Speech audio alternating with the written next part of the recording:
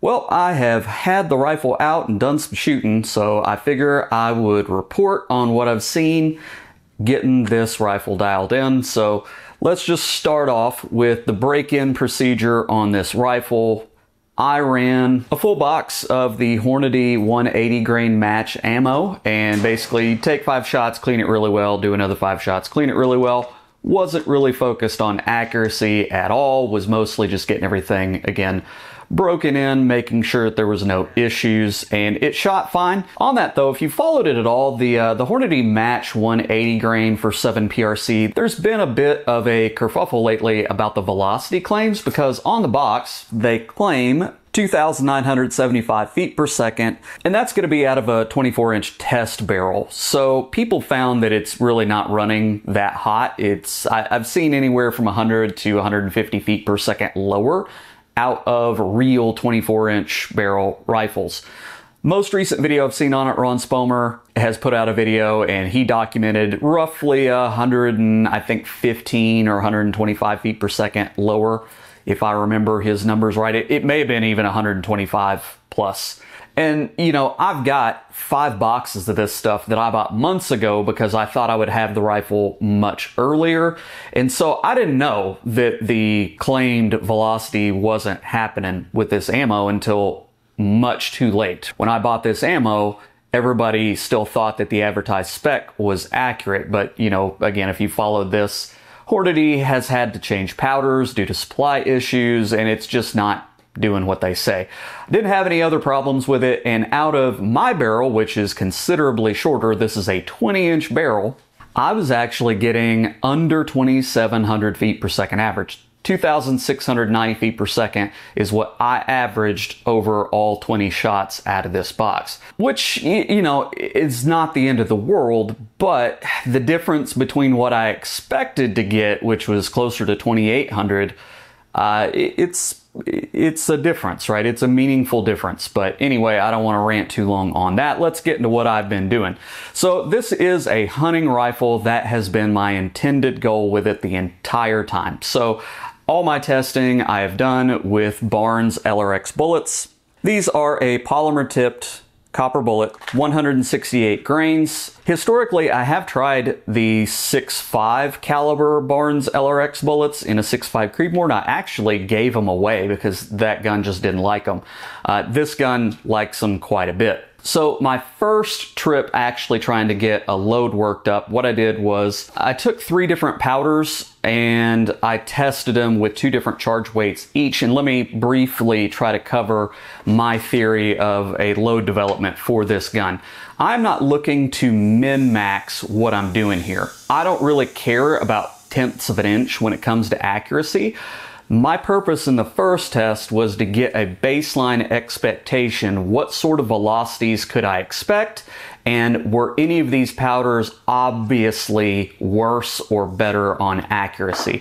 So I just loaded up 3 rounds at each load. So by the way, all of these loads were, again, with the Barnes LRX bullet, loaded to 50 thousandths off of the land. So I measured the distance from the bolt face to the lands on the barrel and then came in 50 thousandths. Everything here was loaded to that same length. So I've got Hodgdon H1000, I've got Vihtavouri N565, and I've got Winchester StaBALL HD, and I loaded at 1 grain below published max load and then at max load for each of those, again, 3 shots each.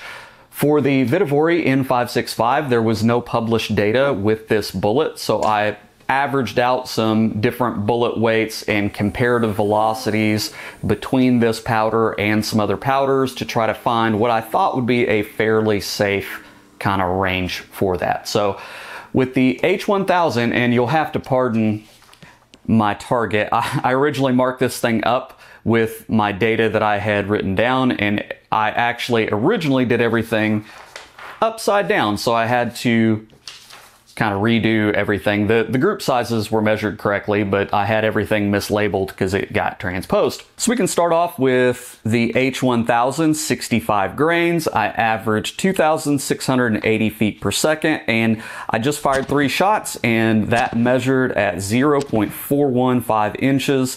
That is measuring from the outside of the largest distance, grease ring to grease ring, and then subtracting 1 bullet diameter, so it's a point to point, center to center measure. So when I went to the 66 grain load, I got 2,763 feet per second. That's the max published load for this powder, and that measured 0.924 inches. Again, just a 3-shot group here. So for that, I found the accuracy totally acceptable. I would run with this powder, but I would like to get higher velocity if I can. This is a hunting load, and the more energy you can put on target, generally the better off you are. So next up, we got the Vihtavouri N565. This was a 65 grain charge at 2,712 feet per second. It shot a 0.713, so not too bad. At the 66 grain weight with N565, we got 2,766 feet per second, and right at a ½ inch, 0.502 for the group. So the difference I found between the H1000 and N565 was pretty minimal. They both shot very similar velocities, grain for grain on the powder. The Vihtavouri actually did post extremely low standard deviations. And what I mean by that is this first group, these 3 shots. So the first shot was 2712, the next was 2710, and the third was 2714. So, I mean, you were extremely low standard deviation on this one. This one was 2773, 2760, 2764. So I'm actually thinking in the future that I may use this N565 to try to load up some real accurate, like more target-oriented rounds. I've got some burger bullets I can try out with that. But right now we're going to focus on hunting. So next, our final powder of the day was StaBALL HD. The first load I tried was 69.8 grains of powder, and that achieved 2,783 feet per second and posted a 0.539 inch 3-shot group. And then the final group of the day was a 70.8 grain load of StaBALL HD, 2,818 feet per second, and that shot 0.0517. So really good groups out of all these powders. I'm not making any sort of accuracy claims because they are just 3-shot groups. But again, my goal was not to split hairs on accuracy. I was mostly looking for what will give me the most velocity without sacrificing a lot of accuracy. And given these charge weights with these powders, it really looks like StaBALL HD is going to give me the most velocity. So it posted the highest velocity by 50 to 60 feet per second and had very comparable accuracy. And again, 3 shots into a little over ½ inch is plenty good enough. So the next time I went out, I was only going to test the StaBALL HD with 70.8 grains powder, so that final max load, so that achieved the highest velocity. Here, all I was looking for was, did bullet jump matter that much? Again, I'm not splitting hairs. All of these groups, by the way, that I shot, with the exception of my Fowlers, I shot with a suppressor mounted. So this is a Thunderbeast Ultra 7. And so because I intend to hunt with this thing, I wanted to do my final testing with it mounted on.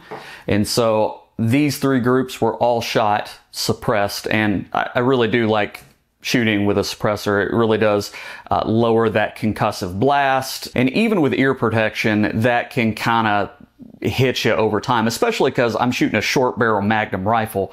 Coming out of this break, man, at 20 inches of barrel length, you're getting a pretty good boom off of this thing. So that suppressor really does help quite a bit. There's only a couple months left until deer season starts, and I don't want to be fiddling with loads because, for one thing, I've got to get this big, huge scope off of this rifle and get my other scope that I actually use for hunting back on it and get that all dialed in. And again, I just want to get a decent, good enough load together prior to season. The first group I shot was the 50 thousandths off the lands. It got 2,804 feet per second, and all these are 5-shot groups. So here's where I have to do some hand waving, because look, the shooting I've been doing, it's been real hot, and the bench that I used was different between these two tests. I went out to the range one day and the 100-yard was all covered up, so went to a different range and it was a different bench. And the problem I had on this day was that the difference between the seat and the bench top was a little too far. And so I wasn't super comfortable getting in position on the rifle.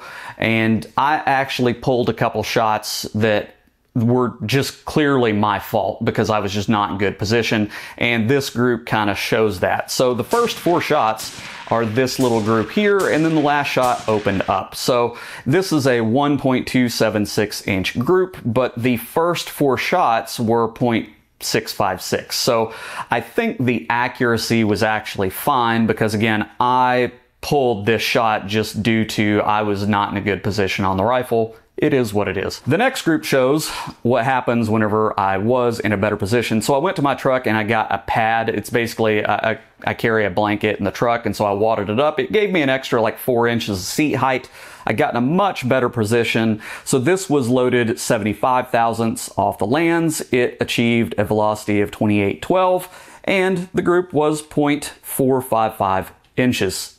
I mean, it went 2 in 1 hole first 2 shots.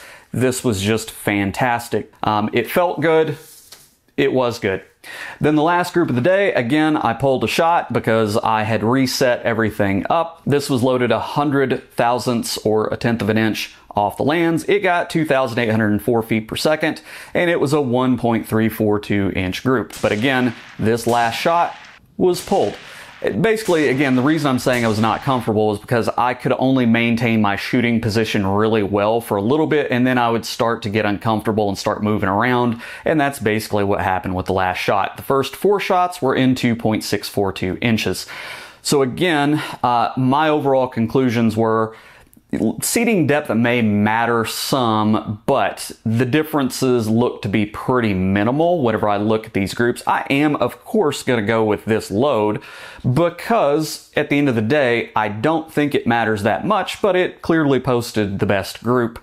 I don't really think I'd be hurting going with any of the other 2, but I'd have to waste a lot of time going back, reloading, confirming that when I know this one certainly shoots good enough for hunting. So I think the rifle with this load is really accurate enough. Again, not making any claim about specifics on, you know, is this a minute of angle gun? Is it a 3/4 inch? Is it a 1/2 inch shooter?